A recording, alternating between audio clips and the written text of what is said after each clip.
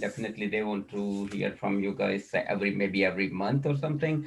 Yeah. So besides the report, you can always give this to our Yeah, group. we just have to be careful with that. We can't talk to one particular group of subscribers without opening up to all subscribers. That's the only thing that would give me some pause on that. No, but I mean, next time you have to organize the meeting. So basically, so you can invite other people also. Right, but it would have to be open to all subscribers, not just your group. That's what I'm saying. Absolutely, absolutely. Yeah. Just one of those, things that because we're not registered investment advisors, we can't give individual advice, segment of the subscriber base. Absolutely, I understand that. Okay, so I think it's already 4:02. Let's wait one more minute and we'll start. Okay, you just tell me when to share screen and. Yeah, I had to just introduce you in the brief. But meanwhile, let me thank you to Jon Lewis. He's from the Terrytip. He's the partner from the Terrytip, and he's working with the Terry for. He and Terry works together for I believe it's around 3-4 years together.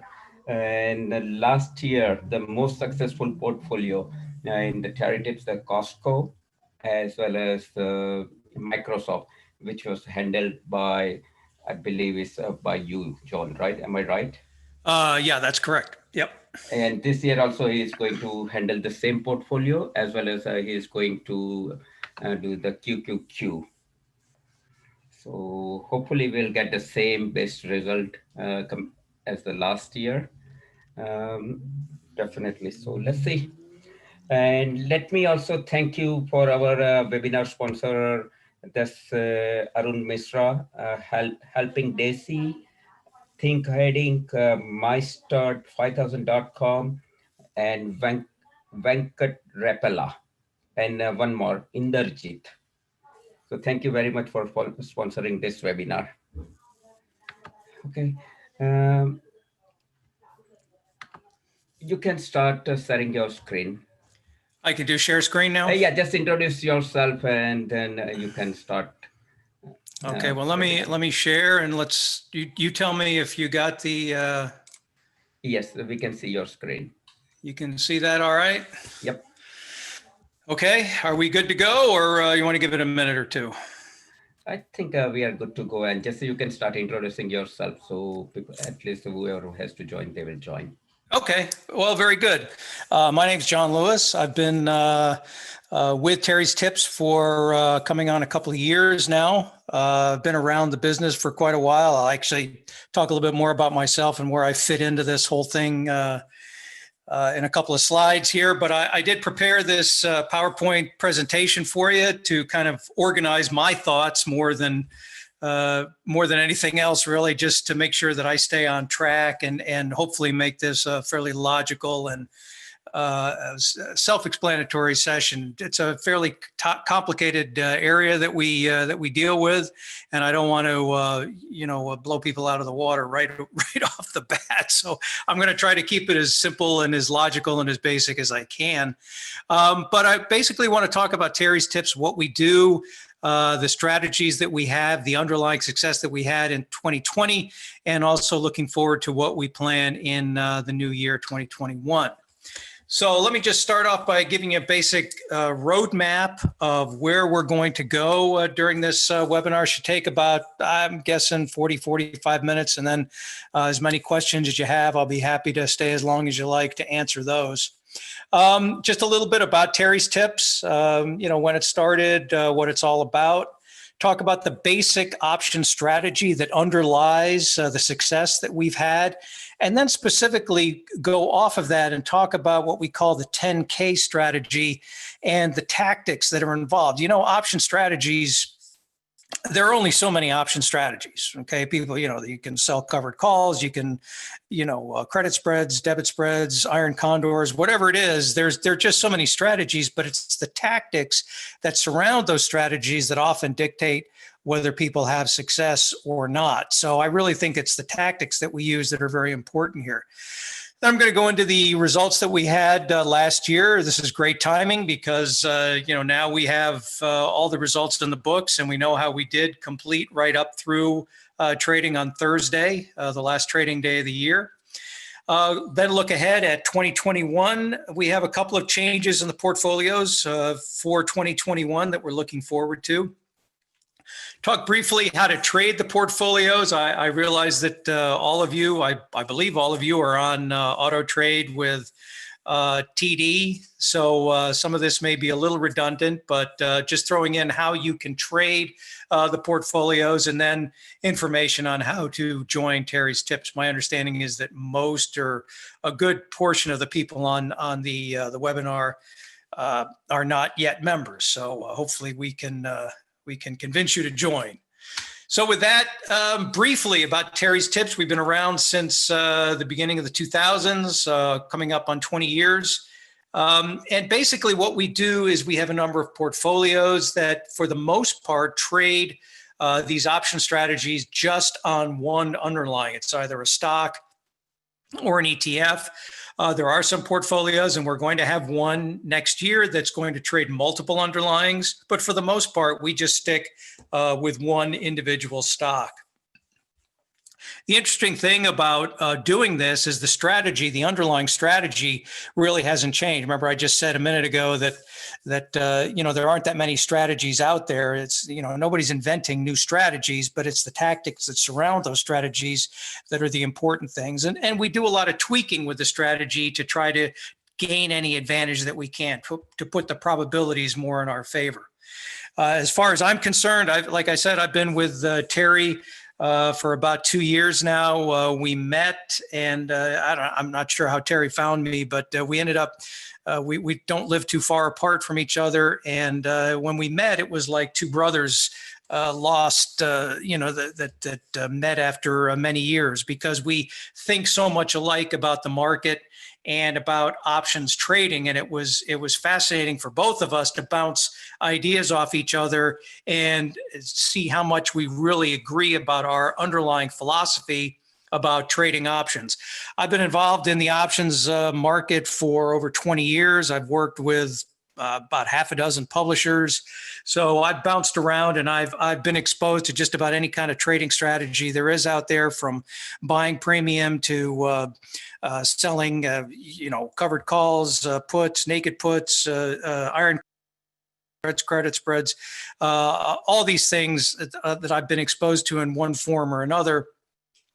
The interesting thing is I started out with a company that just bought and puts and calls. That's all they did. And what they tried to sell people was the fact that they had all these great underlying methodologies, I guess, to determine where a stock was going to head and how quickly it was going to get there and how big a move it was going to make. And it didn't take me too long to realize that was all a bunch of garbage. That trying to tell the direction of a stock over the short term and the magnitude of the direction and how quick the move is going to occur, which is really what you need when you're buying premium, really is a very, very difficult game, which is why you see option buying services that have these wonderful black boxes and whiz-bang methodologies of picking stocks, why they pretty much average about 35% win rate. And that turned out to me to be just a silly way of going about trading. So that's where I moved over to the other side, where selling premium is a lot more important.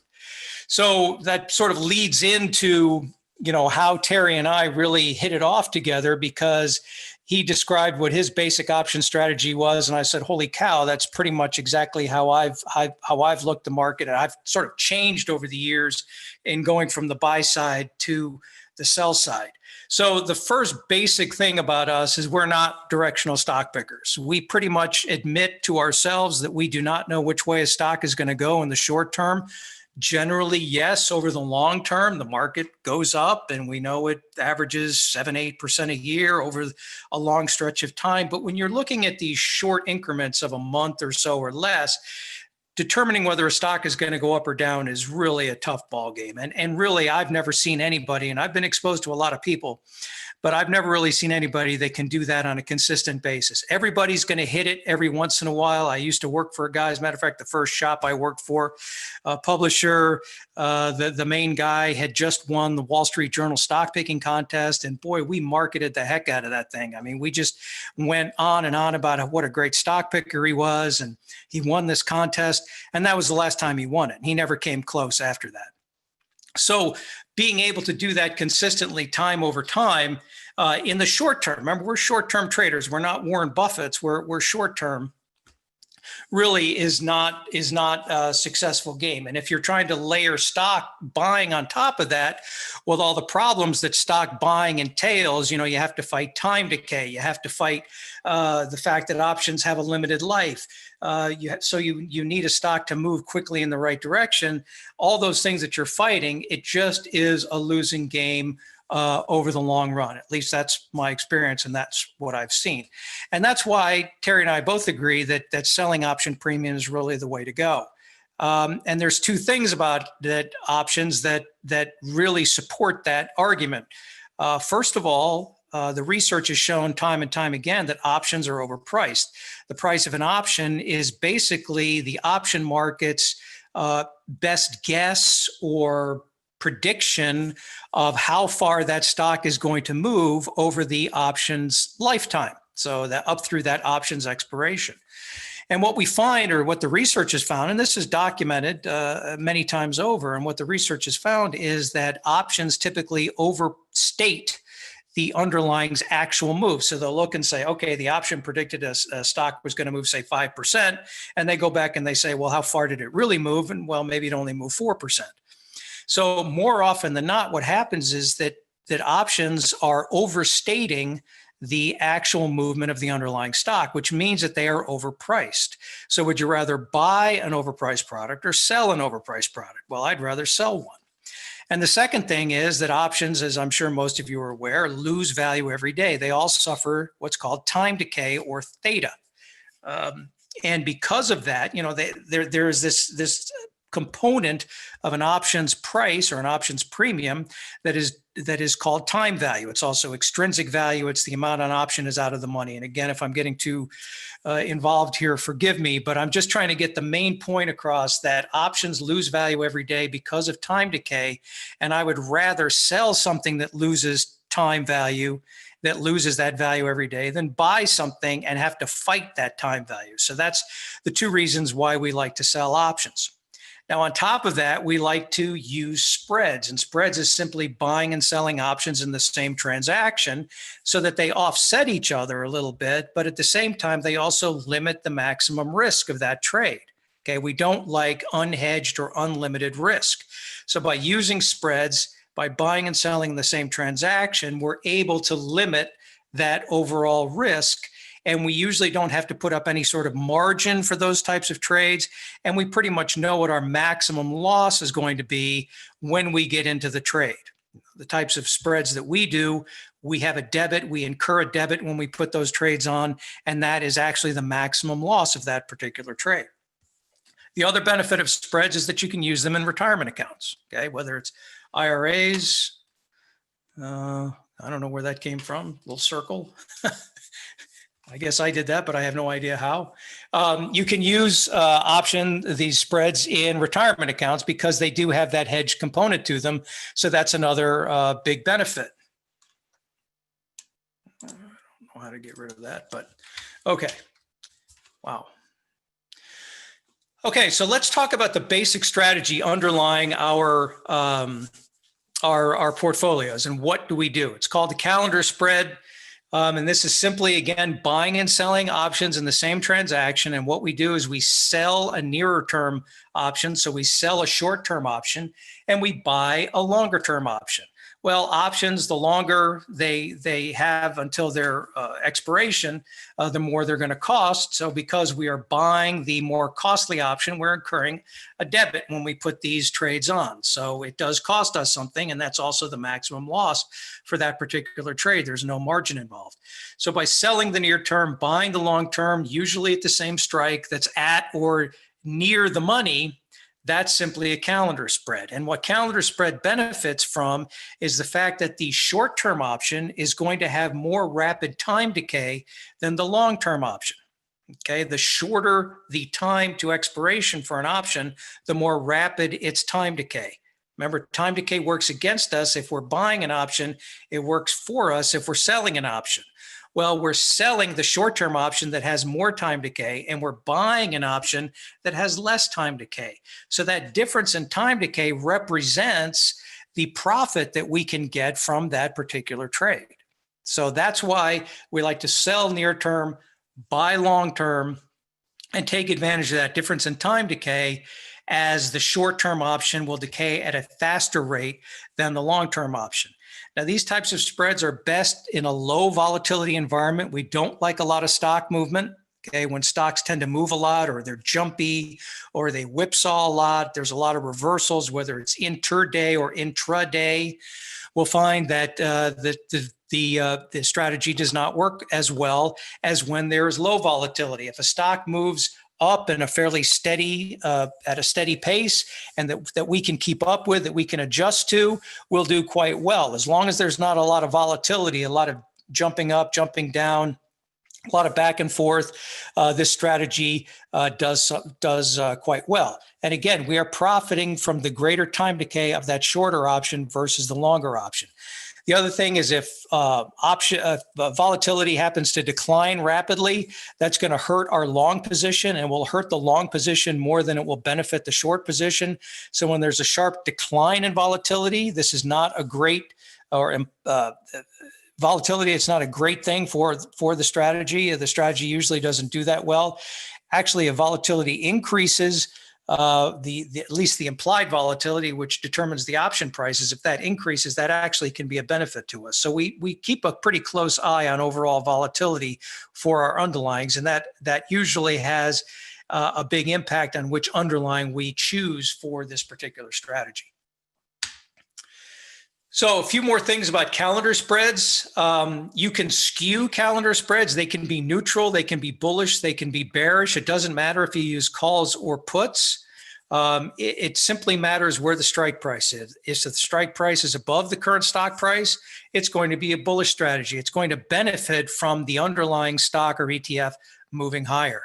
If you use strikes for your calendar spreads that are below the current stock price, then you're going to have a bearish situation, and what you want is the stock to go down. And if you have more of a neutral view, or if you don't know if the stock is going to go up or down, which is pretty much the boat we're in, then you try to stay neutral.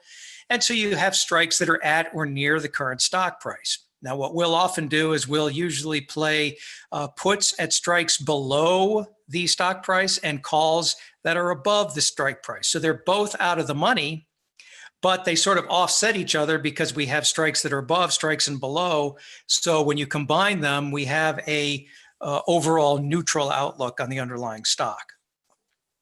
And again, we profit when the underlying has a small move, and also when implied volatility is a component of an option's price.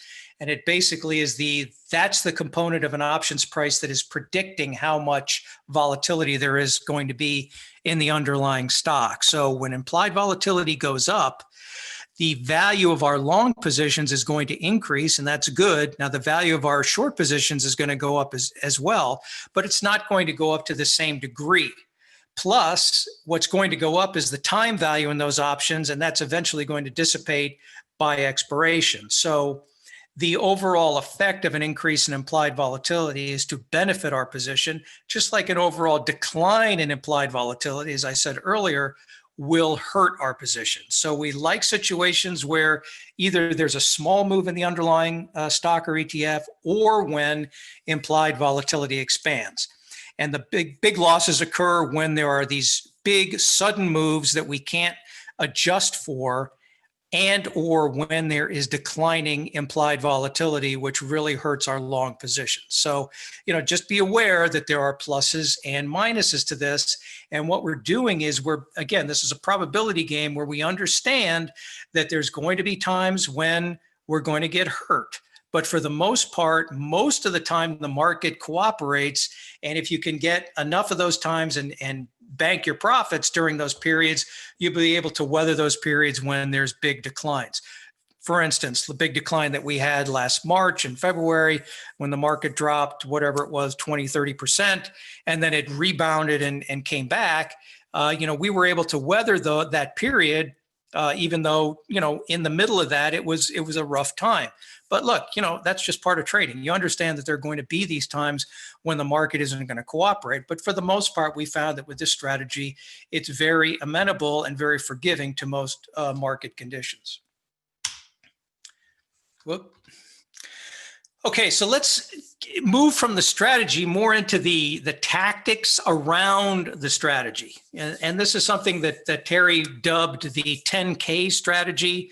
And quite honestly, I had to look up last night why he called it the 10K strategy, because I said, boy, I wonder if they can ask me that. And I said, boy, I really don't know. Why is it the 10K strategy? Anyway, I found out, and what it is he compared it to the types of races. So, 10K is sort of an intermediate race. It's not a 100-yard dash, and it's actually kind of a long race, but it's not like a marathon. So he said, we're not day traders, so it's not a sprint, but it's not a marathon either, which equates to like a buy and hold. You just buy the spiders or something and just leave it alone for years.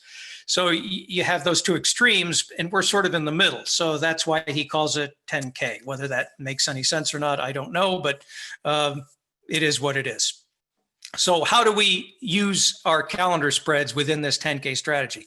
Well, as I've been saying, we again use calendar spreads. And what we do is we use calendars at several different strikes on the same underlying to create an overall sort of neutral, usually maybe a little bullish view of the underlying stock. We do that by looking at the net delta of all those positions. And again, I don't want to get too technical, but delta is just a measure of the relative bullishness or bearishness of your underlying option portfolio. When it's positive, that means it's bullish. When it's negative, it's bearish. So we use delta a lot to tell us what the relative bias of our portfolio is. And we just adjust the strikes according to delta. If it's too low, then maybe we'll add strikes at higher strikes to pull the delta up. If it's too high, then maybe we want to back it off a little bit. We'll roll strikes down, or we'll open up spreads at lower strikes. So there's lots of ways we can do that. We add spreads when we roll out our short options for a credit. So say we roll every week. Our short positions, if we roll them over to the next week, we're going to get a credit for that because it's longer duration. We're adding a week in time, so we're selling that extra time by rolling out our positions. We just buy back our current week positions and sell the next week's positions. And by getting in more premium, getting in more cash, we're able to add more spreads. And each spread that we add adds more profit potential to the overall portfolio. Like I said before, we can adjust strikes up or down to keep up with changes in the underlying stock or ETF price so that we keep our delta sort of in check, in line. We want it to be around neutral. So if it gets too negative, we can move some strikes up. There's all these ways that we can adjust. And the other thing is we like to stay mostly invested. So I picked 90%, although I honestly, I don't know if that's an average. I like to have a few $100s out of a $10,000 portfolio, maybe $400 or $500 at least available to me to adjust strike prices if I need to do that. So it's important to have some cash left over, but the important point here is that we do like to have most of our portfolio invested, because the more we have invested in these spreads, the more that time decay difference will be working for us and the greater our profit potential will be. So I thought at this point that I would go out to my Thinkorswim screen, which I assume most of you are familiar with. Hold on, let me get a little drink of water here. And this is the actual account that I trade, Rising Tide, one of our portfolios based on Costco. This is current, live, up to date, although obviously it's not moving now, but It is these are the actual positions for our rising tide portfolio right now. You can see we have on the short side, we're going out to January 8th, which is next Friday. We have 4 calls. We have 3 puts. On the long side, I can go down here. On the long side, our longs are in February 19th. So that's, what's that, 7 weeks out. Again, 4 calls and 3 puts to counteract the 7 short positions. So equal number of puts and calls, or equal number of short and long positions. So we have basically 7 calendar spreads open on Costco at the moment. Now, the interesting thing to realize is that if I go here, you can see my overall delta is minus, which means that this has a little bearish bias right now, which the reason that is because the stock went up late on Thursday after I'd made all my adjustments. And when the stock goes up, it's going to drop my delta. So I'm a little shorter on delta than I'd like to be. So I just wanted to show you what would happen if I added a couple of positions at higher strikes to show you how I can raise that overall delta. So go back to the Analyze tab here, just to show you the risk profile. This is something that we also look at. Don't know how many of you are familiar with this, but this is something that we include in our Saturday report, which is basically a recap of where all the portfolios stand and some commentary for the past week. You can see it's a little bearish because the peak of this graph shows that the maximum profit, and what this shows you is the maximum profit on the day of expiration, on the day that our short positions expire. They expire on the 8th, so I actually look at the 9th because that's actually the day those options technically expire. But this shows you what the maximum profit is, everything else being equal. Nothing changes. The price doesn't change. The volatility doesn't change. Nothing changes. This is saying that my maximum gain will be probably around a price of 375. And right now the stock is at 370, almost 377. So what it says is I need a little drop in Costco in order to achieve that maximum profit level. Now I can still get a profit if it goes up, and I can get a profit if it goes way down all the way to 366. But basically, I'm a little bearishly biased here, which I prefer not to be. I'd kind of like to move that chart up a little bit. So one of the things I can do is I can do a couple of things. Number one is I could roll, say like this option right here, the 372.5 call. I could roll that up to the 380 strike. That would add some delta. That would make the overall portfolio more bullish. The other thing I can do is I can add some calendar spreads here at the 380 strike. Now I'm going to have some extra money to play with on Monday. So what I may do on Monday when the market opens, or maybe I'll give it a couple hours just to see where things settle out, I may add a couple of calendar spreads at the 380 strike using calls. So I actually have that down here. Let's say I just want to add 2 of those spreads. You can see right here what it does to my overall delta. I want to add positive delta.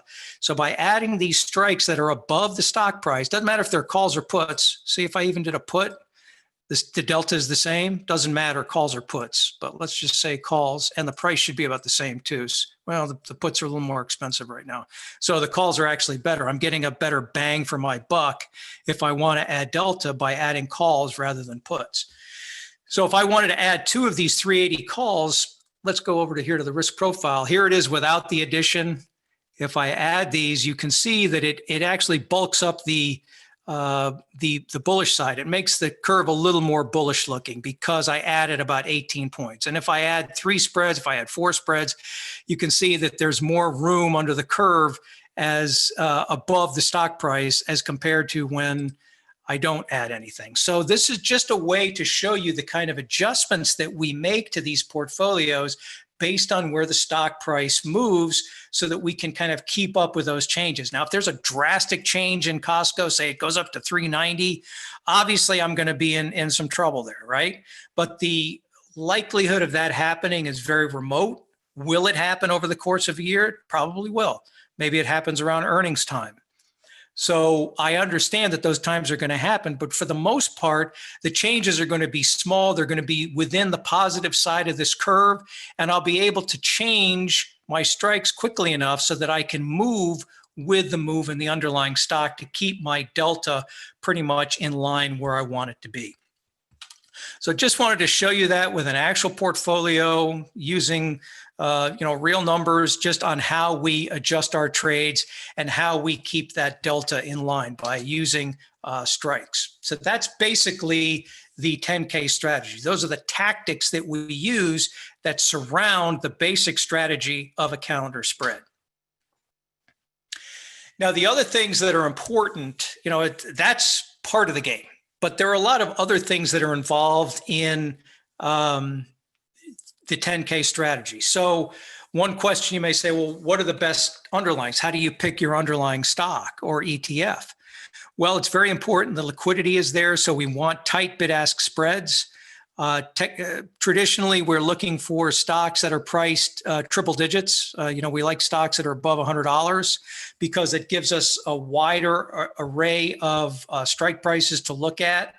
Rather than a $50 stock, maybe we don't have many strike prices that are really going to give us enough premium if we sell them. So the higher price stocks are much better.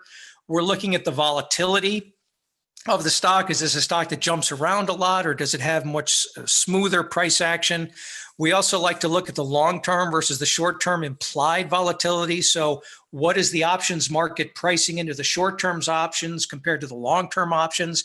The closer we can get long-term and short-term implied volatility, the better off we'll be.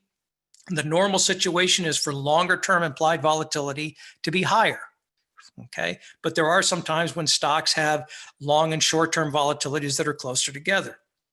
Those are very good candidates for our strategies. Another question is, well, how often are you going to roll out your shorts? Are you going to do it every week? Is it going to be every couple of weeks? Is it going to be every month? And one of the things that we do with our various portfolios is that we spread that out. So we have various durations for how long we roll out. We have a couple of services where we're going to roll out every week. We have a service where we're going to roll out every 2 weeks. We have a service where we're going to roll out every 4 weeks. So we like to vary that to give a little more diversity we just don't want the portfolios to be carbon copies of each other with just another underlying. We want there to be some variety in the way that we use the 10K strategy. So there's differences in how far out we'll roll out our short options. At the same time, there's going to be a difference in how far out we go in the long options. Is it going to be 6-7 weeks, like I just showed you with Costco? Is it going to be a couple of months? Maybe it's as long as 3 to 4 months. We had a portfolio using AstraZeneca that we just closed out, Honey Badger, where we were out, I think we were out in July for long options because it was so cheap to buy the spreads. We just went out to July just because of the overall cost. So we were out 7-8 months between the short and the longs. So there's another factor to consider. Another one is, do you react right away to a move in the stock, or when do you adjust the strikes? Do you do it right away? Do you wait to see what the stock does? Maybe it makes a big move up. Is it going to pull back? Is it going to continue that move?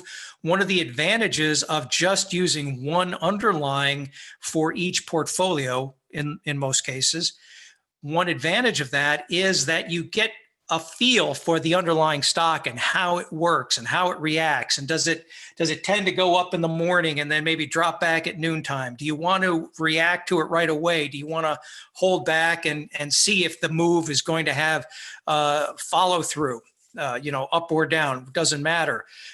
You get a feel for it. So this is something that's more of an experience. I was talking earlier about there's an art to this too. We were talking about when to roll over spreads. One person said, well, maybe I do it on Thursday rather than Friday.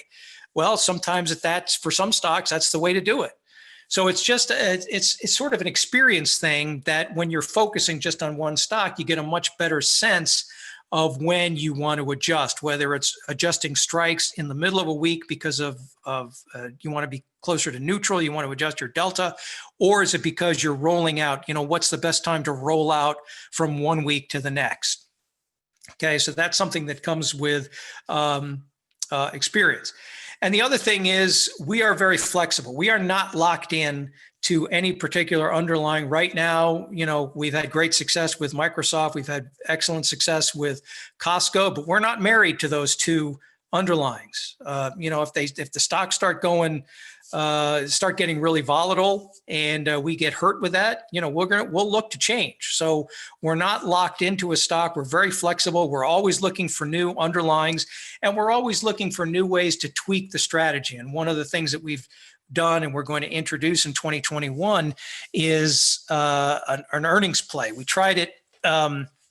We actually have earnings with Microsoft and Costco, obviously 4 times a year, and Target is another one 4 times a year. And we typically do very, very well in the portfolios during earnings week.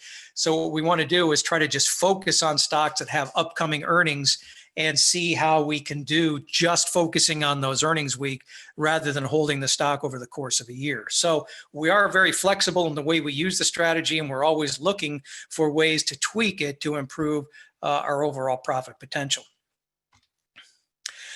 Okay, so let's look back, very happy look back on 2020. I know for many of us, it was a very trying year, and I hope everybody on here, is safe and healthy. And certainly, I'm sure we all, know of people who were affected by a pretty tough year last year. But for us, it was a very profitable year, even though the market was extremely volatile. And I have here in that first bullet that the spiders dropped more than 30% at the beginning of the year. We all remember the February, March swoon, if you want to call it that, decline, cascade, whatever word you want to put in there. It was a big drop. And then that V-shaped recovery where it shot up over 70% from its low to its high. Actually, from its low in March, I think it was, to the close, I think it was up over 70%. So some pretty volatile price action. But overall, when I look at all the portfolios that we had good ones, we had not so good ones or bad ones. Call it, I'll say they were bad. Overall, if you had invested at the beginning of the year, we had, I think we had 7 portfolios at the beginning of the year that were worth a combined $60,000. If you had invested in all the portfolios and followed every recommendation, followed every alert, and did every trade that we did, you would have ended the year with over $116,000 for an overall return of 93%. And the important thing to realize here in the last bullet, it's every result I'm going to show you includes commissions and fees. And given the fact that we trade very frequently, I think our 5 portfolios in the last few months have averaged maybe 100 trades per week. And that's 100 trades. That's not spreads. That's just trades. Commissions, even though commissions are very low right now, can add up into the thousands of dollars. So the fact that we include all these commissions and fees, which is something that most publishers and most services will not show you. They will just show you paper results. These trades are actually done in the account that I just showed you. So every time I do that trade in Costco, TD immediately takes out their cut, and so do the exchanges. They take out their fees as well. So all these numbers include commissions and fees. So 93% overall return. If you just look at the 5 10K portfolios that we ended the year with, they were up an average of 122%, led by Wiley Wolf, which is our Microsoft-based service, was up over 300%. We started with $10,000 and we ended up with over $40,000. Very great year for Wiley Wolf. And based on that success, I've already been told that we have a bunch of people who are going to be getting into Wiley Wolf at the beginning of next week. So it's going to be a pretty popular portfolio. Up next, Rising Tide. That's the one I just showed you based on Costco, up over 200%. And this is based on people reinvesting the money that we took out. What we did with Rising Tide is we started with $8,000. As soon as we got up to $16,000, we took out 8. And the reason we did that is we got comments from a lot of people who said, well, I'd really like to join Rising Tide, but it's at 16,000 and I'd really like to get in at 8. So we took 8,000 out and never used it. And if somebody had instead of doing that, just said, well, you know what, I'm just going to double up on Costco. So when you guys say trade one spread, I'm going to trade two. So basically they're trading 2 units instead of 1 unit. That's what I'm talking about. And we did that twice, actually. So somebody at the end of the year trading Rising Tide would have actually had 4 units. And that's what this 213% is based on, is if they had just reinvested the money every time we took it out. Earnings Eagle, sort of the same situation. We took out $10,000 in March. And based on that, if somebody had doubled up their units at that point, they would have ended up 217% up. So those are the 3 biggies. Now, we did have a couple of stinkers. We had Boomer's Revenge and Honey Badger. 2 portfolios lost 50%, 62%. But again, when you add all of these in together, the average for those 5 portfolios was over 120%. And this comes on the heels of 2019, where we had another great year when the average 10K portfolio gain was over 100%. So we're on a pretty good roll right now. I'm not patting myself on the back, but I'm in charge of Microsoft and Costco and Target at this point. So I'm pretty happy with how I did this year. And also, I'm not ashamed to say I did pretty well on my personal account with this same strategy, not trading those 3 underlyings. I just did auto trading like most of you all. But I traded other things on my own and did quite well. And again, remember, all these results include commissions and fees. So 2020 was a great year for us. On the heels of 2019, and we're looking forward to 2021 to hopefully, if not mimic, come pretty damn close to how we did last year. So what are we planning for 2021? We're going to have 5 portfolios, just like we closed out 2020. They're all going to be based on the 10K strategy. And like I told you earlier, one is going to have this earnings component to it. All portfolios will have starting values of $10,000. So most of my time last week was trying to get all the portfolios aligned so we could start at $10,000 on Monday. But they will all have the same starting value this year at 10K. So looking at them individually, the first 2, Wiley Wolf and Rising Tide, are not going to change at all. Wiley Wolf, the underlying is Microsoft. Again, we over 300% return last year. Microsoft is based on rolling our options every 4 weeks. So we're basically doing month rolls. Okay, and every time we do a month roll, we typically will roll our longs out too. The longs are usually, I'd say they average about 3 months out from the shorts. So, or 2 to 3 months out from the shorts. So right now, I have January 15th. And I don't know if I have March or April's. I think most of them are Marches. I think maybe a combination of March and April on the long side. So we do roll these out every 4 weeks. Next up is Rising Tide, which is based on Costco, what I just showed you on TOS. In this portfolio, we roll out the options every week. Okay, so there's a lot of action, a lot more trading going on, and the long positions are 1 to 2 months out. So right now, like I showed you, we have our shorts expiring on January 8th and our longs expiring on February 19th, which is 7 weeks out. What else? We have Boomer's Revenge. This, we actually switched Target. Target was in Earnings Eagle last year, and we switched it at the end of the year. We switched all of our Target positions into Boomer's Revenge, and we are going to start 2021 with Target. All the positions are in place. We're going to roll out these options every 2 weeks because Target is lower priced, relatively lower priced. It's still $70, $75 stock.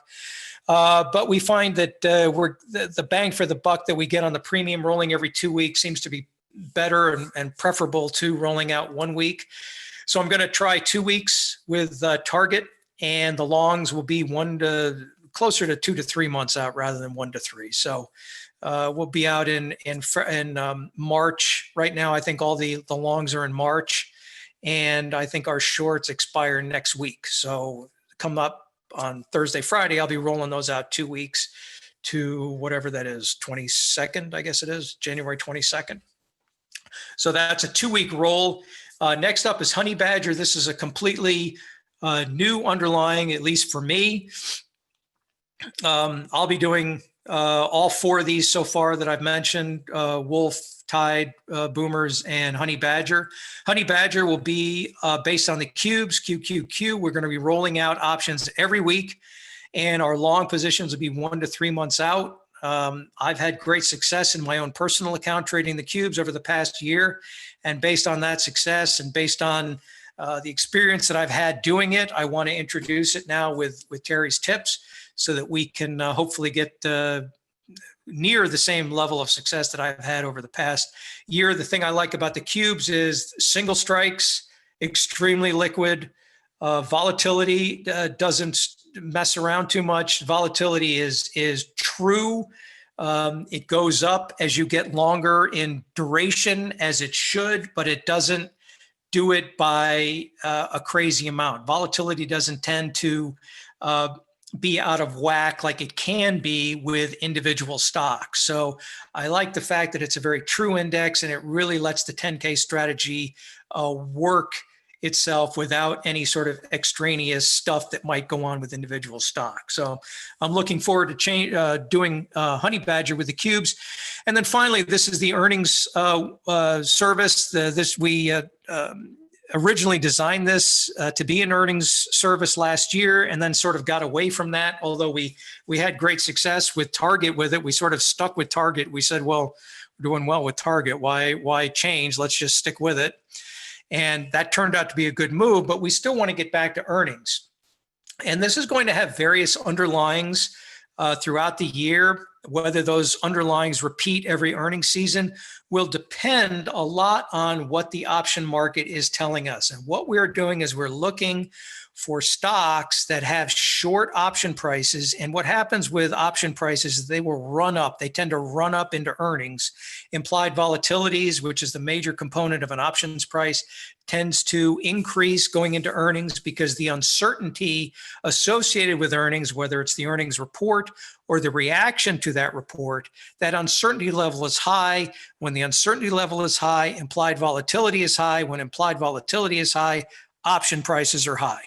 What happens after earnings is that implied volatility comes down because uncertainty goes down, right? We know the result of the report, and we know what the market did in reaction to the report. So we like to sell premium as it's rising into earnings, and then we like to buy it back or get out of the positions after earnings when that volatility is lower. And what we're doing is we're looking for stocks that have short option prices that predict a move in the underlying stock that is greater than the average move. So we will go back in history, we'll look back at the past several quarters and say, well, the average move after earnings that week was X. Well, options right now are pricing in a move greater than X. So there's a possibility, or there's a good chance, that the options are overpriced, and we want to be in that trade. We want to sell those overpriced options based on the historical move of that stock after earnings. And so those are the kind of trades, as long as the liquidity's there, as long as it's the right underlying price. I mean, all the other things that we've talked about, as long as those are all in line, we will look at that and trade an earnings calendar spreads again using sort of the 10K strategy, but we'll get in maybe a week before earnings, trading short options that expire during earnings week. And our longs will be maybe 4 to 6 weeks out, maybe a month, maybe even 2 months. Depends on, as I say here, depends on what the implied volatility of the longs are. So that, a lot of things in play, a lot of pieces to the puzzle here. But that's what we're looking for with Earnings Eagle. We've had great success, like I said, with earnings weeks. And what we want to do is just replicate that many times, maybe 10, 12 times over the course of a quarter, and then just repeat that process every quarter. That's not to say we're going to play the same stocks every quarter. We'll have to look at each one individually. It all depends what the option prices are. But we're real excited about the potential of this based on the success that we've had with Costco, with Microsoft, with Target during those specific earnings weeks. Okay, we've seen many weeks when our portfolios went up 40 to 50% in 1 week because of earnings, and that's because the stock did not move as much as the option prices predicted. So Those are the portfolios that we're looking. And finally, I put others because, like I said before, we're flexible. We're always looking for opportunities to trade. We're always looking at the market. Terry likes to do a lot of research. I do too. So, and we bounce ideas off each other. So, we'll try something out maybe in our own accounts. And then if it seems to work, it may be something that we introduce. So just because we have these 5 portfolios at the beginning of the year does not mean that those portfolios will be there I would say it's pretty much very probable that they will not be there in the same form throughout the entire year. We'll introduce something, or we'll substitute something, or something will happen and will change. But we'll of course let you know well before that happens. So that's what's ahead for 2021. Take a quick drink. So this I'll go through pretty quickly because this is how to trade the portfolios. And I think most of you pretty much, because you're on Autotrade, you understand Autotrade, you understand how it works. But there's 2 basic ways. You can do the trades on your own. We send out alerts that look just like this. This was from Thursday. You can trade on your own, certainly. We'll send you these alerts in real time, and you can just follow the trades. They're very self-explanatory, and no problem. If you're around and want to do that, that's certainly up to you. And we have subscribers that do it that way. The problem is that we trade an awful lot over the course of a week, especially if you're in 5 portfolios. And even if you're in 1 portfolio, you never know when an alert is going to come out. So really, you need to be pretty near the market, or at least pretty near your email during market hours. So for that 6.5-hour period that the market is open, you need to be pretty close to a computer or your platform or whatever in order to do those trades, and be ready to do a lot of trades. Okay. Now, some people, that's not a problem. And, that's great. And they do it that way. The other benefit of this is that you can use you can use this in retirement accounts. Whereas, as I'm sure you're aware, for TDs, auto trading, you cannot do that. And speaking of TD and auto trading, that's option number 2, no pun intended, if you want to trade our portfolios. Obviously, you pretty much know about this. Trades are executed automatically. We use Thinkorswim. There is no charge to do that. However, they do not allow it in retirement accounts. Okay, so I'm sure you've run into that. There's the address, TDameritrade.com. We use the Thinkorswim platform, which is under TD Ameritrade. I think Thinkorswim has their own Thinkorswim.com address as well. So don't need to go into that. The other alternative that we had that we just added within the past few months is Global Auto Trading. This is another outfit. They are sort of a middleman that go between you and your broker, but it's not just any broker. Right now, they have 3 brokers that they have an arrangement with, including Interactive IB. So they do use IB for one of their 3 brokers. And we send the recommendation to them, and then they send it to your broker, because those brokers don't do auto trading on their own. There is a fee charge for this service, as you would expect, and it's not a small fee. I think it starts at $70 for one portfolio, and it could be as high as, I think, $130. But for some people, it's an option, especially if they are from out of the country. And also, I think that they can do IRAs or retirement accounts. I think some of those brokers allow that to occur. So it just is another option. But for most people, Thinkorswim is really the best way to go. Now, one of the things that I was asked about to include here was that some people have had some problems when they've auto traded with approval to do the types of trading that we do. We do spread trading. And I'm sure some of you are aware that there are different levels of approval for options trading, that you need an approval in order to trade those kind of trades. If you don't have the approval and you put the trade out, say you don't have level 3 approval for spreads, and you try to put a spread on, I assume they're just going to tell you you're not allowed to do it. There are 4 levels, starting at 1 for basic stuff, moving up to 4 and 3 is the level you need to be at to trade these particular spreads. Level is determined by your experience and your risk tolerance. So I can't tell you much more than if you want to trade spreads, you want them to be comfortable with your level of experience and your ability to take on risk. Although I would have a disagreement with their interpretation of risk, because I don't think spreads are inherently riskier than, say, a covered call. Quite honestly, I think there's a lot more risk actually in covered calls to some degree than there are for the spreads, because we have an automatic hedge component in there. But I don't make the rules. So level 3 is the level that you need to be at in order to do spreads. And that is based on the answers to the questionnaire that you give them. How you answer that is up to you. And that's pretty much all I can say on that.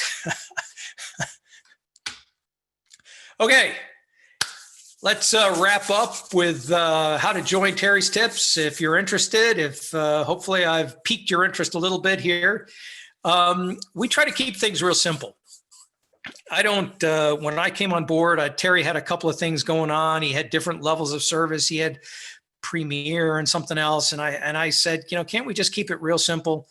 Let's have one product, one price, one product. The one product is all the portfolios that we currently trade. It happens to be right now 5. I don't think it's ever been less than 5. I don't know if it's ever been 4, but sometimes it's 6, sometimes it's 7. Although I think that 7 is really too many. 5 really looks like to me, is a really good number and has worked out really well over the past year. But in any event, how many portfolios there are at any one time, you are entitled to access and get alerts on all of them. Okay, you have access to everything that we do. So it's just one product. You get all the portfolios that we have. The other thing that's included with that is a Saturday report. And this is something that I put together. And it's a review of what happened the previous week, not only overall in the market and overall with sort of an overview of how the portfolios did, but also looks at the particular influences on each individual portfolio. Was there some news that came up? Was there earnings? Was there something that happened with implied volatility to a particular stock? Things like that I'll look at for each of the individual portfolios. We also take a look at the week ahead. We also have a section on technical analysis for those who like charts. We also have a bonus trade of the week. We have somebody who puts out, usually it's a credit spread on an underlying stock. So it's a little extra bonus. Plus there are a number of other market data type pieces that people find useful. As a matter of fact, I have a copy of, this is a copy of last week's, it's just the Word document that I used last week's Saturday report. So generally talking about what happened over during the week, what we're going to do, and in 2021, that just, that one of the things that I put in the front, if there's stuff that we need subscribers to do or they need to know about, we'll put that in the front as well. Here's the technical stuff. There's usually a technical, he talks about different stocks of the overall market. Then there's this stock pick. So last week talked about a bullish trade on Bristol Myers, along with a chart, gives you the trade right here. We look at changes to Investor Business Daily Top 50. We also added, this is something we've added within the past 6 months or so. We look at the implied volatility changes for our underlying stocks, because that's very important. It may give a reason why a portfolio did well or didn't do very well. Then we have an overall review of how our portfolios are doing, not only for that current week, but also for the year to date, and also a composite total. So we give you that. We have a section on UPRO versus Spider, which quite honestly, I'm not sure why it's there, but I just leave it in and people apparently like it. So I was told not to take it out. So that's fine. And And then a review of each of the individual portfolios. We show you what positions are in there.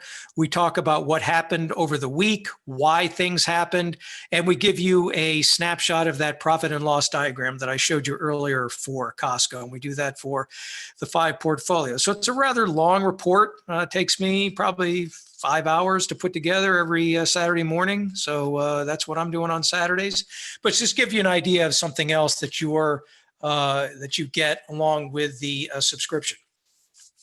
For that, we have a monthly and annual pricing plans. I mean, some people like to pay monthly and, they don't want to jump in right away. Maybe they want to start out with monthly and then go to an annual. Let's get to the nitty gritty here. The special, we do have a special for you all here today who are attending. And again, I want to thank you for being here. I know it's a Saturday afternoon, not the greatest time to be doing one of these, but I appreciate people showing up. For 2021, we are raising prices, but that doesn't concern you right now because you can get in for way less than what the 2021 prices are going to be. You can see those there. But we have arranged for you all to have a special price of just $77.60 per month. That's 60% off the 2021 price. And that's actually 20% less than the 2020 price. So pretty good savings there for a monthly subscription to all of the portfolios, and based on the return from last year where we made, if everybody just started with 60,000 and put in, did all the trades, they would have made, $56,000. So this comes out to about $900 a year. So that's a pretty good return on your investment. This price can't last forever. So we're giving you a deadline of through next Sunday, which is January 10th. So the end of the day, Sunday, we'll be removing this code. You need to use this code DC2, capital D, capital C2, and go to this address, which is just terrytips.com, programs and pricing. And I even have that for you as well. Here is just terrytips.com, and that's Terry. That's not me. Go to this tab right here, programs and pricing. You click on that and you will see the monthly. These are the old prices from 2020. And you would just sign up for the 97 monthly. And here is where you put in that code of DC2. So pretty straightforward on how to sign up. Again, that price of $77.60 is good for another week, actually 8 days. So I urge you to get into that. And if you're going to Autotrade, I would get that set up as quickly as possible as well with TD. They can walk you through that, or it's pretty self-explanatory to go to their site and to sign up for our services through their Autotrade section, the Autotrade section of their website. But other than that, I just wish you good luck in whatever kind of trading you do. I appreciate you listening, and I am ready for questions. I don't know. I probably went way over in time, didn't I? I did a little bit. So my apologies for that, but hopefully you got something out of it. And I am ready for any questions you might have. John, someone is asking there, this is Paul. Someone is asking if they have the subscription from the 2020 and they are paying the higher price. Is there any way they can get this discount price? Discount price for going on next year? Yes, because they are already subscribed to your service from the 2020 and Okay. they are paying the higher price, so maybe 97 or whatever the higher price they are paying. Yeah, 97, right? Yeah, but is there any way like they can get this discount price because they already subscribed from the last year? Yeah, I would say yes. I mean, I'm not sure exactly how that would happen. I'd have to ask Terry that, but yeah, I will make an executive decision and say yes, because I'm a nice guy. But yes, let's say you can, and I'll let Terry know. So if there, I would just write into the customer service email and just say, I was on the webinar and I asked and I was able to get the price. Can I get the adjustment to my account? Okay, and is there any particular discount for the annual plan? No, we don't have an annual discount right now. We're just going with the monthly for now. Okay. Quick question. Do you have can you hear me? Yes, I can. Okay, so just can you clarify on the level 2 versus level 3 approval required in our TD account? Um, Terry last time mentioned when there was a quick webinar, as level 2 is good enough. Um, is level 3 is supposed to be the advanced level? level కింది 3 from నాది ఇంకా my charge అవుతుంది మనం పోదాం bye. So can others please mute if you don't speak? Okay, go ahead. Go ahead. Yeah, my understanding is that you need level 3 for spreads. But you might want to. I mean, I went to their website. But according to Yes. TD, there are several spreads that are possible in level 2. Okay. There are the level 3 requires like uncovered spreads Okay. are the only one exceptions for level Well, 3. to me, that would make more sense. So I would, if nobody has problems and they have level 2 and they're able to do the trading, great.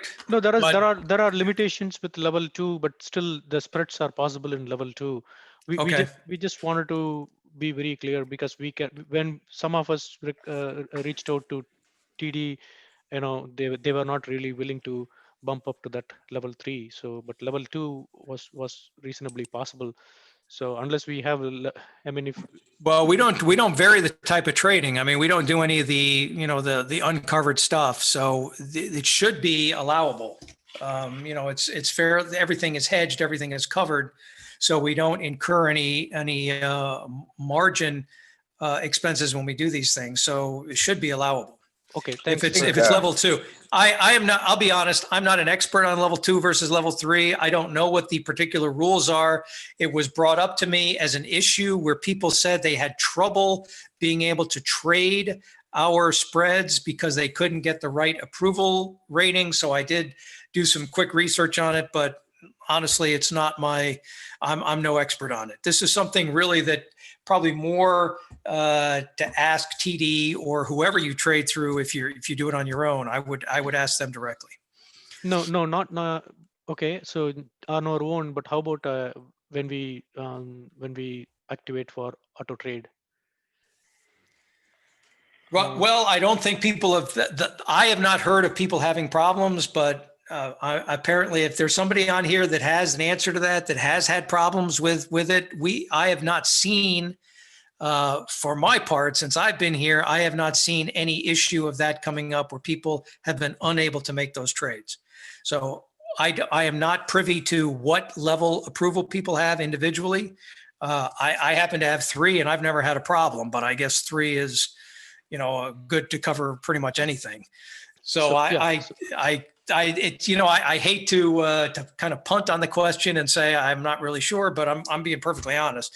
No I worries, tried to John. look it up a little bit, and that's the most information I could find. No worries, John. Understand.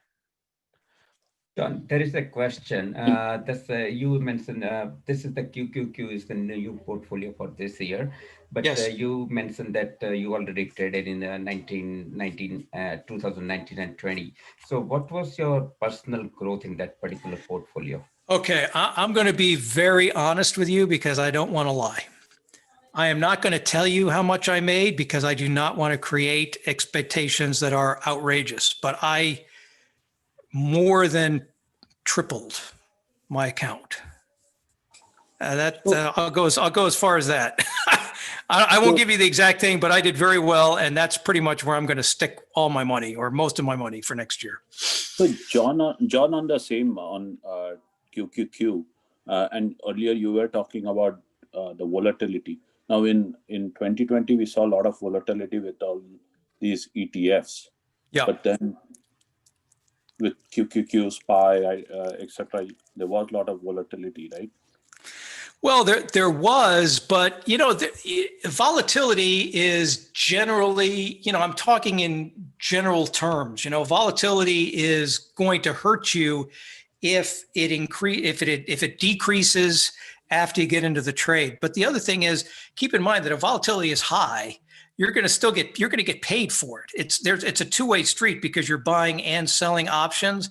So when volatility goes down, yes, it's going to hurt your longs, but it's going to benefit your shorts. Okay. But you're still going to be, the net effect is you're going to get hurt. If it goes up, it's going to benefit your longs and it's going to hurt your shorts. But the net effect is it should help you overall.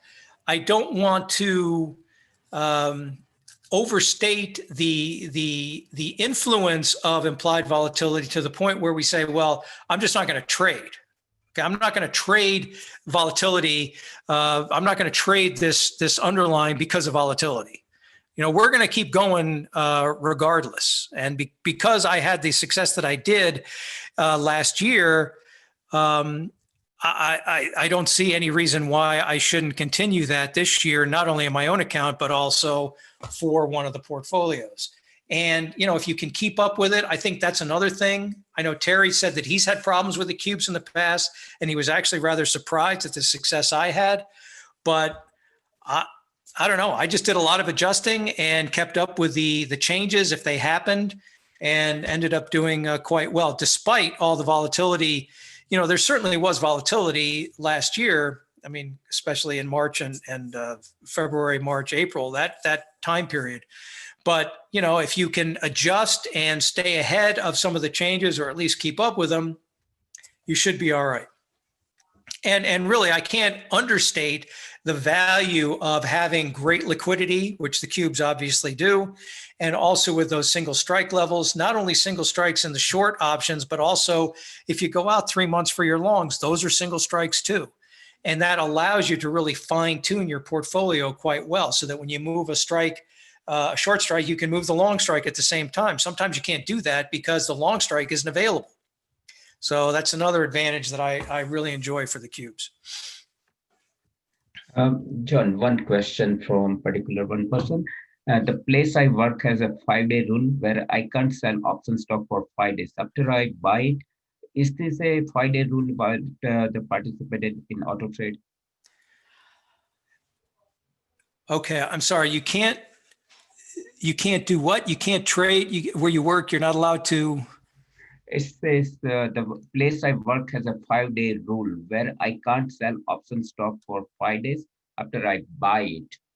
So You can't. Okay. Well, we're not selling and buying stocks. For options. We're just doing options. Even the options also I cannot sell or buy. Like if I buy some option within 5 days, I cannot sell that one. Well, honestly, I don't know about that. So that's really a question you're going to have to ask, you know, the workplace or whoever's putting that restriction on you. Yeah. I would ask them directly, can I auto trade? And does that get me around this restriction? I have no idea. No, I've never heard of that. So no, they have a restriction. Like since I work in a financial institution where yes, they have a restriction of 5-day rule. So if I have to go for auto trade, would I be violating the right? rule? Right. I have no idea. You'd have to ask them. I mean, I can't answer that. I don't know. okay. Other thing about the Vossel, how is the Vossel thing work with this Autotrade thing? What's Boston? No, Vossel. Wash. Oh, wash sale. Yes. Is that what you're talking about? Wash sale? How does that Yes. work with Autotrade? I'm not really sure about that either. I mean, I think you're asking tax questions, and that's not really my area. It's definitely not my area. So I can't. That's something you probably have to ask a tax advisor. I mean, I would just say you're buying and selling. We could buy and sell the same option. We could buy it one day. We could sell it the next day. So I try to avoid day trading. I sometimes slip up and screw up and throw a day trade in there. But usually we've never been in trouble because of that. So we don't have the 3 and 5 day rule or whatever that is. So we don't get into that sort of trouble. But as far as the watch sale, you're talking tax questions, and I am far from a tax advisor. I'm not doing very well here with your question. You guys aren't asking strategy questions. You're asking tough questions about how can I trade this and auto trading and stuff, man.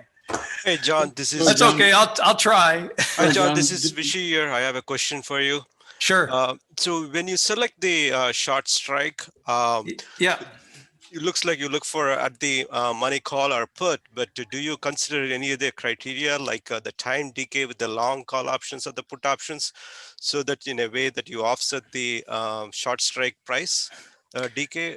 Do you consider any other tactic? That's what I want to know. Well, if we look at the implied volatilities for the long and the shorts, and we'll look at, when I select long strikes, I'll look at the implied volatilities for various series, especially if I'm only going out like 6-7 weeks and I have the option, maybe there are weeklies being traded there. I'll look at the implied volatilities.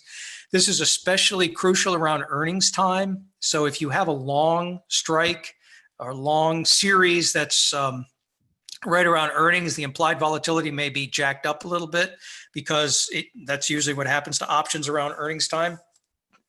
I'll look at that. But in terms of the short strike, I will compare the implied volatility of the short strike to the long strike. As I said before, that's one of the criteria that we use when we look for particular underlyings. If there is a big difference between the short implied volatility and the long implied volatility, in other words, the short volatility is much lower than the long implied, that means that I got to pay a lot more and I'm getting less on the short side. And that's probably not going to be a very good candidate for an underlying. So when I have the underlying in place, sometimes I will look at the next week out. And if I don't like the volatility that I see, sometimes I'll bypass that and I'll go to the week after if I like the implied volatility for the 2 weeks out rather than the 1 week out. So yes, I guess the short answer to your question is yes, I will look at the implied volatility of both. Well, the longs, there really isn't anything I can do about it once they're in place. But the shorts, I can definitely look at those. Now, the implied volatilities are not going to change much within the same series from strike to strike, because I'm not going that far out with my strikes, because I know that if I go too far out of the money, I'm not going to get much premium. So that's really not worth it for me to go too far out. So what I'll do is I'll look at strikes that are much closer to the money, and usually those implied volatilities don't change that much. So I really don't have a decision to make there. The major decision is which series do I want to roll out to?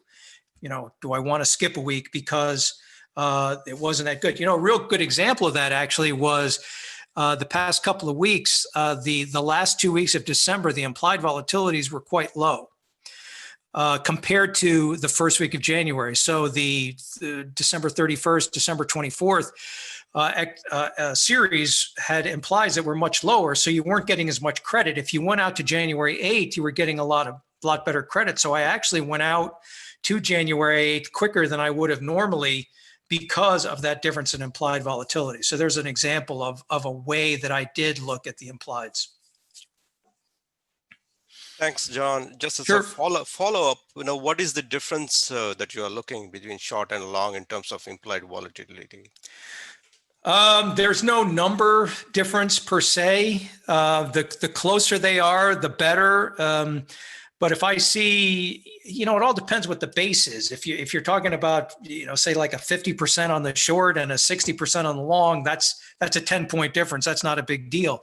But if it's 20% on the short and 30% on the long, well, that's a bigger percentage difference. You know what I'm saying? So there isn't a number per se that I look at, but it's more of a feel kind of thing where I'll compare different underlyings, and if some are closer than others, then I'll pay more attention to the ones that are closer to the ones that are farther apart, because it's just going to cost me. It's going to cost me more to buy those spreads. So I don't really have a number per se that I can give you, other than I just compare different underlyings and I see sort of on a percentage basis, how much greater is the long IV than the short IV. And sometimes they're very close, and those are great situations. Tough to find though. Thank you. Tough to find. Sure. Thank you. Hey, John, this is Subbu. Okay. I have a strategy question. So all of your 10K strategy, you have underlyings which are, for the most part, bullish. You have a bullish trend on it on the long-term basis, right? Yep. So I've been playing that strategy using PLTR, and I've been playing only the call side. So I bought the long call leap and then selling weekly or monthly. Okay. But how do you deal with the put option? Because if you buy deep in the money put options, right? Over time, as the stock underlying catches up, you are losing money on long puts, leap puts. So for the most part, I've been doing Right. naked puts on the PLTR because it's a cheap stock. Right. Okay. What I will generally do is we like to play calls above the stock price and puts below the stock price. So we try to keep out of the money. Okay. Again, like I said before, it doesn't really matter what you play, puts or calls, in terms of the delta of the overall position, but it can matter if your position is in the money. If you are dealing with out of the money options, it's easier to roll those over.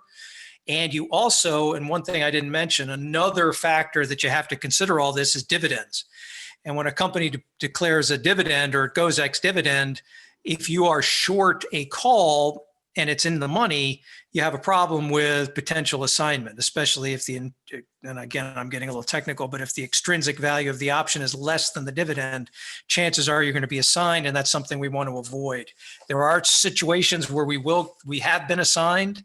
If stocks get out of hand, we've actually been assigned, and I can't even explain why. I mean, I remember we got assigned one option that was less in the money than another one. It was like, I can't understand that. We should have been assigned the one that was more in the money, but in any event, to get around that, I will just try to trade, again, the call strikes above the stock price, the put strikes below. And if something gets too far in the money, I'll roll out of it. When I do my adjustments from week to week, if I'm rolling out a week, 2 weeks, 4 weeks, whatever it is, I will typically roll out the options that are deeper in the money. If I have short options that are deeper in the money, I want to get those off my books quicker, because I just want to remove the possibility of getting assigned. And also the fact that they have very little extrinsic value doesn't help me on my overall theta. So I try to get rid of those options first. That's another way of adjusting, is by selling spreads that are either deep in the money or way out of the money. You can adjust your delta that way by getting rid of positions as well. So generally, that's how I do it. I just try to stay out of the money on both sides by doing the calls above and the puts below. Okay, thank you. Hey John, I have a question. Like, I signed up on the Terrytips, but I didn't get any email, anything. So if you sign up, what are the different steps that is going to happen? You should have gotten an email. I would reach out to the customer service email, and those guys will take care of it. I don't know the specific situation. That's generally the backroom stuff I'm not involved with that much. So just send them an email, and you should have gotten something. How long ago was it that you signed up? 2 days back. Oh, 2 days ago? Yeah. All right. Well, 2 days. You may want to give it see if you get anything on Monday, because 2 days ago was a vacation or holiday, and people may have been out. We're a pretty small shop, so we try to keep things small. Okay, that's fine. Yeah, but if you don't get anything on Monday, I would reach out and just say, hey, you signed up. Am I supposed to get something? And you'll get a response. Okay. So other thing is 1 unit equal to 1 contract, or 1 unit? No, one unit. You're talking about TD when you sign up. 1 unit is one. Like, we're going to start each portfolio on Monday with $10,000. Now, some of those are going to be all cash. Some of them are going to already have positions in them, like we just rolled over, like Microsoft and Costco and Target. They all start with $10,000. So 1 unit, you need to have $10,000 in your account to trade 1 unit of 1 portfolio. Okay. Now, if that portfolio goes up to, say, $12,000 in February, and you come in February and say, I want a unit of that portfolio, you're going to have $12,000 in order to trade that portfolio, because what they do is they put you into all of the positions that are currently open in that portfolio at that time. That's one of the reasons why, with rising tide and Earnings Eagle last year that we took money out so that we lowered the unit value of that particular portfolio to allow people to get in at a more comfortable level. Okay, we did not do that with Wiley Wolf. I wanted to let one portfolio just go as far as it could go. And I said, the other ones, I told Terry, give me one. Let me have one that will just go so it looks really good at the end of the year. The other ones, yes, we can take money out so that we can get people in at that lower level. But again, a unit refers to that $10,000 starting amount, at least on Monday. Okay. Does that make sense? Does that make sense? Yeah, it makes sense. It makes sense. Okay, good. For sign So if up, you right? wanted, so say you want to trade every portfolio, you want to do one unit of every portfolio, you'd have to have $50,000 in your account. Okay, got it. Yeah. All right. John, just for One other question for sign up, right? First you go on the TDameritrade, you sign up, you select the number of units, then you come to the Terrytips and get the subscription. Then how do both the accounts get linked? How do the two get linked? Yes. Well, we're in contact with TD, so we know who's signing up. I mean, it's quite possible somebody could go to TD and sign up for a service without ever signing up with us and just start trading.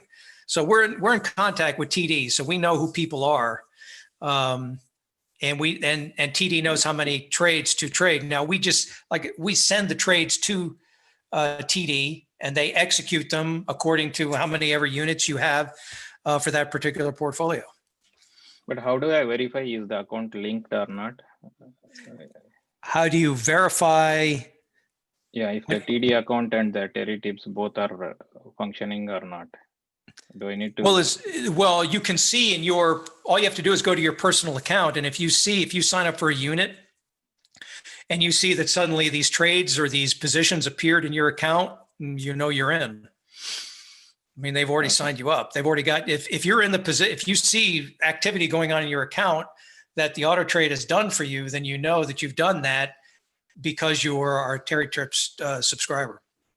John, this is a question about timings. Timing? Okay. Yeah, timing. So Jan 8th is the last day. So within next week, if I open Ameritrade and lucky that I'll be getting the spread, the level 2. And so it will be 10,000 until Jan 8th, or it will be a different after tomorrow. Well, see, that's the thing. We're going to be starting Monday. We're going to be trading Monday. So we're going to be opening positions, and some portfolios may be higher than 10, some may be lower than 10. I would assume that we'll have both. So you always want to give yourself maybe a little cushion in there. And you can ask the Autotrade folks how much you need anyway. I mean, they'll tell you what you need to open up one unit for whatever portfolio you're interested. But we have positions right now in Wiley Wolf, which is Microsoft, in Costco, in Target. And, they're going to do something this week. I can pretty much guarantee you those portfolios are not going to be exactly $10,000 at the end of next week. Okay. There's going to be up and down. It's not going to be a lot, but it's, it'd be nice if it went up a lot, but for you guys, we'll try to not make it go up too much. Okay. Yeah, that might be the reason, with Ameritrade, since my current accounts with Ameritrade, I'm a basic. So I need to convince them. So do I need to convince them that I'm going with Terrytips? So give me option 2, or they can, because I tried to upgrade my own accounts, they declined on it. So I'm trying to understand, if I tell that I'm not doing the trading, it's the Ameritrade, Terrytips is the one who's doing it. Yeah, I convince them to make it to spread 2 is the question. It's not yours, but I'm trying to understand. Well, you're probably going to have to. I mean, if you want to get the approval to do the trades, you're probably going to have to, go back into your personal information and alter something if you need to get to a higher level of approval, a higher level. So you're probably going to have to do that. Yeah. Okay. Or you could also open a separate account too, I think. That's what I was trying to do. Just assign that to. And just assign that to your Autotrade. I know last time you guys given a 3-month free using your URL. Are we doing anything like that? Like No, we're not doing that because that depended on an agreement with TD that's no longer in force. Okay. Okay, so you have monthly subscription. So first I need to do Ameritrade and then come to you, Terrytips. Right, but you can do them pretty much around the same time. Maybe give a couple of days on TD advance and then go with us. So you make sure that you don't, you make sure that those trades get sent out pretty quickly. But you can do them. Yeah, I would do TD first. Make sure you get that set up. Okay, unless, of course, you're going to do it on your own. I don't think anybody out there wants to really do it on their own. You guys are all TD folks, right? Yeah. Okay. All right. Hi, John. I have 3 questions. Apologies for that. First of all, thank you for your presentation. Oh, my pleasure. Yeah, for the people who are outside the US, the only option is the global auto trading platform. If you want to auto trade, unfortunately, that is the only option that we are aware of right now. That works. Yeah. I know there are a number of services like us that use global. I think there's many more on global than there are on TD actually that are signed up through that. And unfortunately, that TD does not have a relationship with global, so it would have to be through another broker that global has a special, deal with. My question is, how reliable will they be in terms of execution of the auto trades that you guys are placing? You know what? They are, their fills, my experience with their fills is they have been quite good and they are quite responsive. I can tell you one thing is they are a lot quicker at executing trades than TD for whatever reason. When I send a trade to global, I will usually get a response that it has been filled within, I'm not joking about this, within a minute or 2. Okay. Now it's filled. Now I have not done an exhaustive study about how good the fills are. It's kind of tough for me to know what the bid-ask spread is at the precise moment that they execute, but the prices seem pretty close from what I've seen to the price that I give in the trade alert. Okay. And the second question is, in the earnings play, you talked about where you're going to sell the near-term short option call or put. Right. And then you'll be buying the one that's like, say, 4 to 6 weeks out. Now, yeah, pretty much. But you said that you will be entering the trade with just before a week of the earnings itself. My question is, wouldn't be it a bit more riskier because you have a week's time where the stocks can swing very wildly? Mm-hmm. Would it be better to enter the trade, say, on the last day just before the earnings or even the last 15 minutes before the earnings? Well, go ahead. Sorry, the second part on that is after the earnings, generally there is an IV crash. So, correct. And the calendar spreads are Vega plays, which means that your long option would also suffer because correct. of the IV crash, right?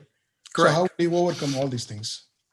Right. You are correct on all of those points that an IV crush will happen or generally happens on the longs as well as the shorts, but not to the same extent that the short. The short volatility usually crashes much more than the long volatility. So that's one advantage. But yes, you are correct that there can be and often is a big decline in the long IV, and that can hurt us, even if the stock does not move that much. So yes, that is a consideration. As far as when to enter the trade, this is again something that I think comes with experience and looking back at what a stock typically does before earnings. A lot of stocks are very calm before earnings because people are sort of just waiting around for the event to happen. And there's trading that goes on, but it doesn't really move the stock that much. You are correct though, if there's movement, that can be a problem, but we're not just standing still either. If we get into a position, and the stock moves, we're going to move with it. We're going to adjust our strike prices. So it's not like we're just sitting there waiting for earnings to show up and not adjusting our strikes. So we will adjust before earnings. Now, the other thing that I didn't mention, and this is something that Terry has found and that Terry has done successfully in his own account, is that sometimes we'll find that if we get in a week before, we do the usual 10K kind of trade, we get in a week before earnings, sometimes we'll find that we can benefit and we can get a small, like say 10, 20% profit before earnings hits. And if that's the case, if we know that we can get, if we can bag a 20% profit or so, based on all the money that we, initially bought spreads with, we'll get out. We'll cash in before earnings even hits. So there's another reason why that we want to give a little time before earnings, because we found these instances where we can get out before earnings. Maybe it's a smaller profit than if we had waited, but also we're avoiding some of the problems that can happen after earnings. The stock can move a lot, long volatility can decline, all the things that you mentioned before. Sometimes those can come back to bite us. So if we can get out with a decent but respectable profit before the earnings, will do it. So there's another advantage to getting it early. Fair point. The last question is, you said the while you will for example, Microsoft, you do weeklies. Will you close the short leg?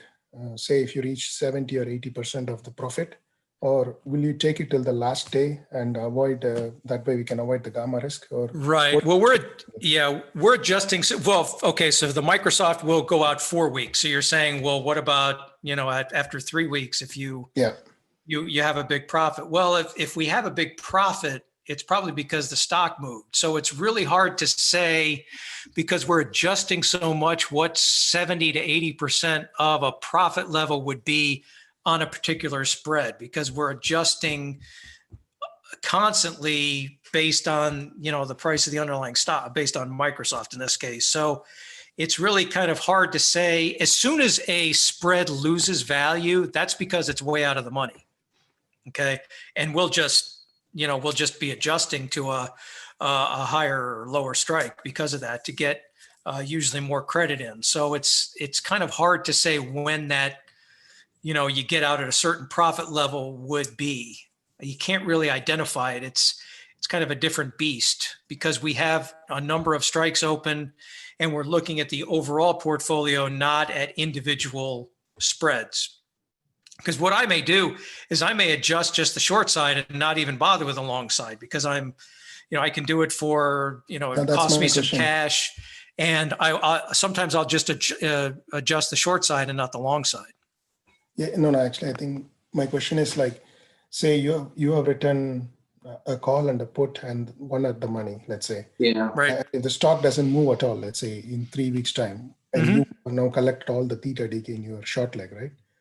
At that point of time, will you still keep open all your 3 legs, or you are just going to roll it to the next week or next month or whatever it is? No, I just keep rolling it. I mean, we're always want to be involved, so we don't want to have a lot of cash lying around, because that doesn't do us any good. So we'll just roll it.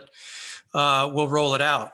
If there's the question which has come up before is, do you roll on the last day? Do you roll on the next to last day? Do you roll on Wednesday to the next week? I'm going to give you the unsatisfactory answer of it depends. Okay. Okay. Because if there is something to roll it to that week where I can get some extrinsic value, that I can get time theta working for me, then I'll roll it within that week. But there are times, I've seen it with Costco lately, like on a Wednesday, I say, well, my option has about 20 cents of extrinsic value in it. Can I roll it? Well, I can roll it. I'm only getting 50 cents. I'm only gaining 30 cents. But if I go out a week, I can get a lot more credit. One of the things that I will look at is the theta value of each option. So let me see if I can go out here. What I'll do is I'll look at the theta of the option. So the theta right now, this tells me it's minus 27, but I'm selling it. It's actually plus 27 for my, does that make sense? Does that, okay. So it's to my benefit, right? If I was buying the option, I'm getting hurt by 27 cents a day or $27 per contract a day.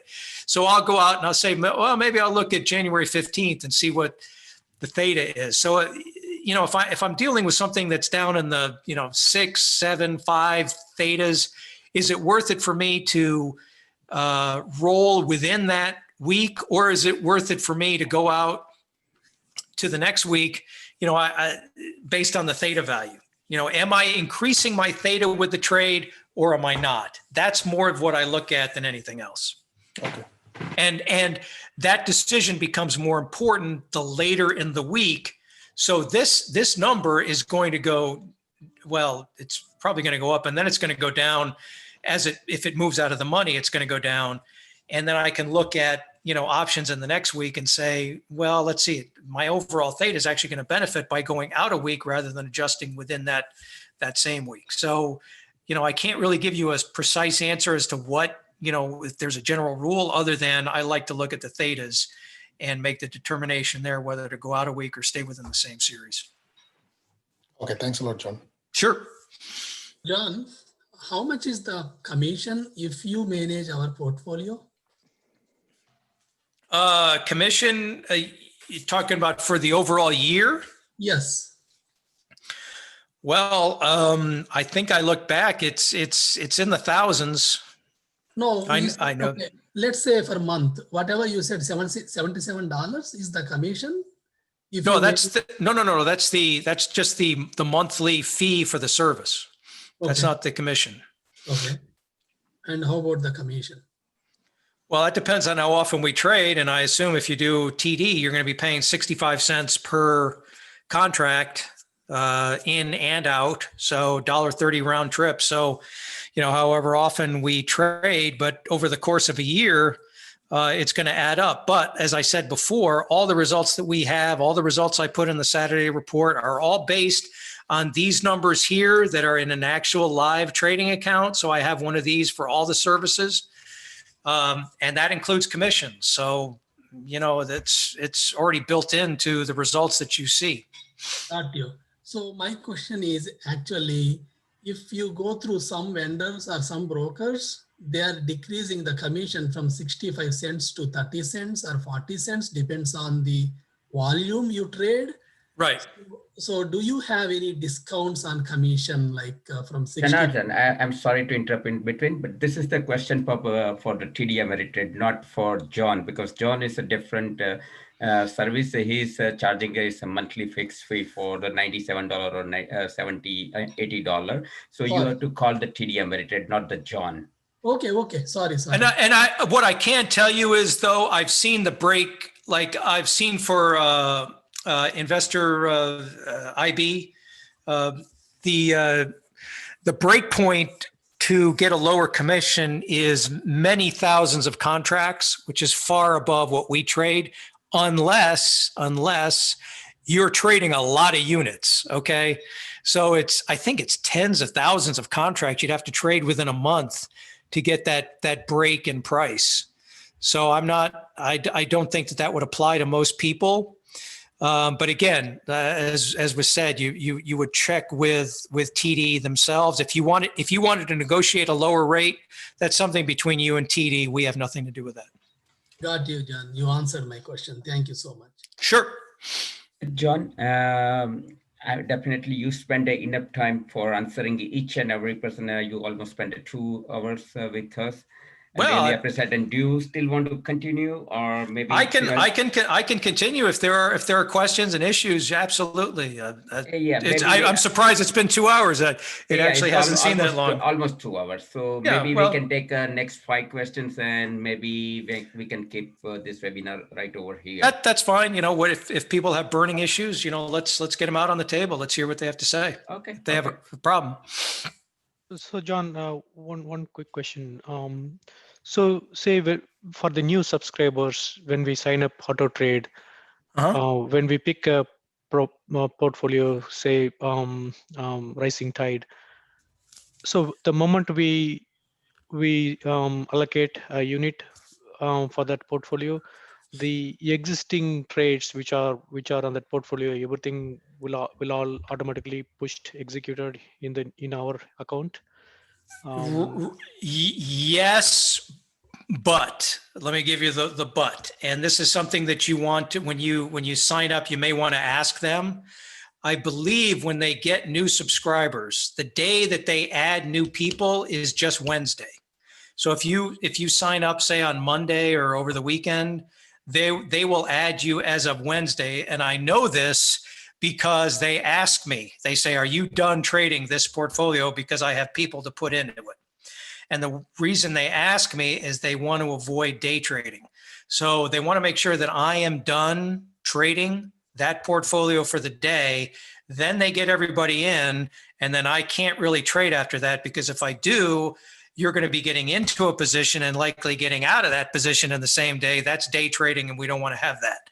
So the day that they ask me that is on Wednesday. So it's not like they are adding people every day. I believe the only day that they do that is on a Wednesday. Now, you may want to double check with them when you do that, but that is my understanding, at least with TD. No, yeah. So again, on that same lines, since you already mentioned your that portfolio for that unit is going to be more than 90% invested, and Right. if that exceeds, are you suggesting us to have a cushion of cash for more than 10,000, 10K? I would, yeah, I would, sure.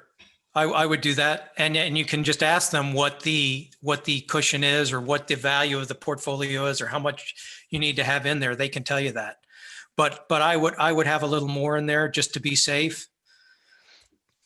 I mean, I wish I could tell you what amount to have, but obviously things are changing every day, so it's kind of hard to say. Okay, I have one quick question here. Sure. Okay. Yep. John, you mentioned about you doing long 2, 3, 4 to 6 weeks, right? Well, have you guys done a leap a year out? So you don't have to keep in and out, but you can keep it a little longer. Right.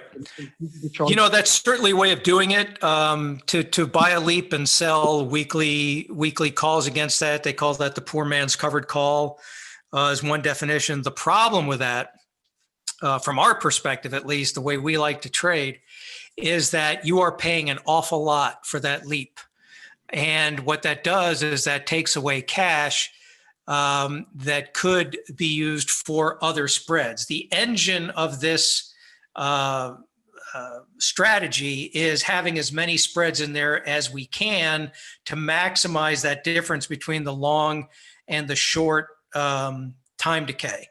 And by using a leap, you're tying up an awful lot of your cash in one option. That's going to be a very expensive spread to trade, and it will reduce the number of overall spreads that you can have. It's certainly a legitimate way of doing it, but we've just found that by going out 2 to 3 months, we can trade more spreads and maximize the amount of that difference between the two time decays. It's just a different way of doing it, but it's generally the same idea. You're buying a longer term option and then selling a bunch of shorter term options and keep rolling them over, whether you roll them over every week or every 2 weeks, whatever it is, or maybe 1 week time and 3 weeks the next time, whatever. But it's just to change the value of your long position can get expensive too. If you have to adjust that, what happens if your long is way out of the money? Maybe you want to change that. Well, that can get expensive when it's a longer dated option. So there's no right or wrong here.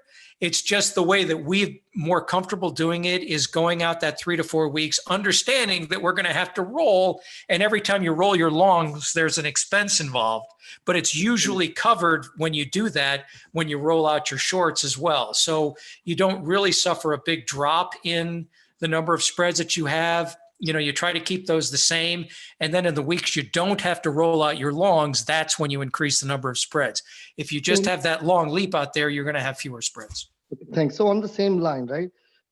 If the strategy is same for every portfolio, then what does make one portfolio negative 40 versus one portfolio positive 100%? Well, it's the underlying. It's what the underlying has done. It's the has it jumped around a lot? Is the volatility jumping around a lot? Some stocks react better to the strategy than others. I've traded all sorts of stocks in my own personal account, and I've had successes and I've had failures. There's some stocks I just can't get a handle on for whatever reason, that just don't work well with the strategy because of the way their implied volatility acts, the way the stock reacts, maybe the liquidity of it. I can tell you that we had AstraZeneca in the portfolio and Honey Badger, and we were doing great on that because the stock wasn't doing anything. Okay, if you recall back, if you look at a chart of AstraZeneca, it was what the heck? Let's just pull up a chart. AZN. Back here, AZN was. This is weekly. Sorry. Let me go 1 year, 1 day. So back here, we were trading AstraZeneca, except for this right here. Generally, this is pretty well behaved. Well, then it started to get jumpy. And that's when we started to lose on it. And that's why we're not going to continue it. And this was around the time that all the vaccines were being introduced by other companies. And there was, every day there was news of a vaccine and the stock would react to it.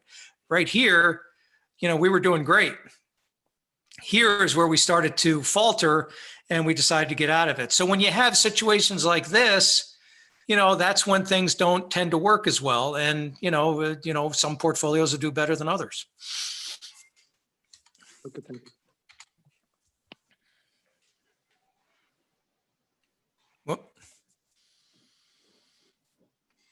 Okay, Jon, No more? Are we done? Yes, John, and definitely it was a great webinar, and definitely you explained everything in detail. So most of the people, whoever wants to join, they will join by today or tomorrow. And we are looking forward to have a lot of good earnings, ROI for this from the TD Ameritrade and this Terrytips. Well, I appreciate the opportunity. I hope I didn't confuse people too badly. I tend to blab on and on sometimes, so hopefully I didn't get too undecipherable. But I appreciate everybody being here, especially on a Saturday afternoon when you probably had better things to do. But hopefully it worked well, and I look forward to doing more of these. Sure, and absolutely, we are looking forward to have more webinars from you, like with other group of people. So definitely, it will be more question and answer and more understanding. Sure. And by the way, the questions were great. I'm sorry I couldn't answer some of them on the the levels and the Autotrade as much, but I love to talk trading and love the questions, and there were some really good ones. So I appreciate that.